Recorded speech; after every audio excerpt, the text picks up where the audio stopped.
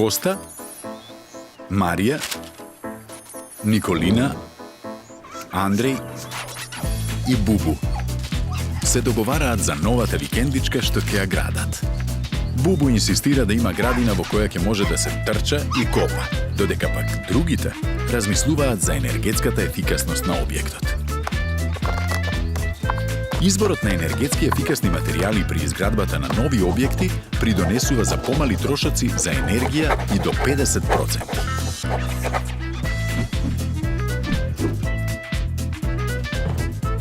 Пред да почне со изградба на објектот, корисникот мора да се информира подетално, односно за сите опции кои му се на располагање.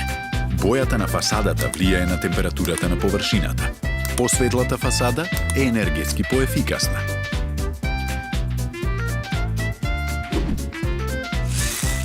Најдобро е прозорците да бидат поставени на јужната страна од куќата, со соодветно засенчување за летниот период, ролетни или слично, што ќе овозможи да нема директно загревање од сонцето. За изолирање најмногу се користи стиропор, минимум 5 cm, а најдобро е од 8 до 10. Се користи за подна изолација, изолација на ѕидовите, рамни покриви, меѓукатни конструкции.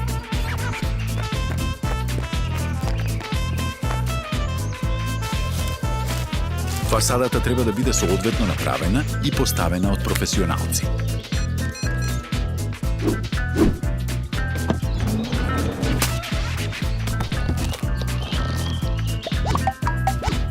Кога се избираат прозорци, треба да се внимава да имаат низок коефициент на топлоспроводливост, дефинирана од производителот.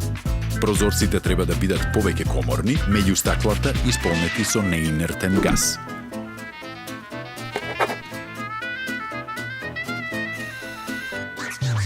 Особено важно е прозорците да бидат добро поставени и да имаат добра поврзаност со ѕидот, односно да нема отвори меѓу елементите што ќе предизвикаат појава на низок провев. При изборот на под без изолација, најлош избор се плочките, затоа што тие воопшто не се изолација. Малку подобар избор е ламинатот, а најдобар е паркетот. Ако се постави добра изолација на подот, горниот слој може да биде од кој било материјал. При изборот на покрив се препорачува тоа да не биде лим, бидејќи тој во летниот период најмногу се загрева. Кој било тип на керамиди се добра изолација, а во светот се почесто се користат зелени покриви, каде на покривот има градина или трева која расте и представува добар изолатор и од топло и од ладно.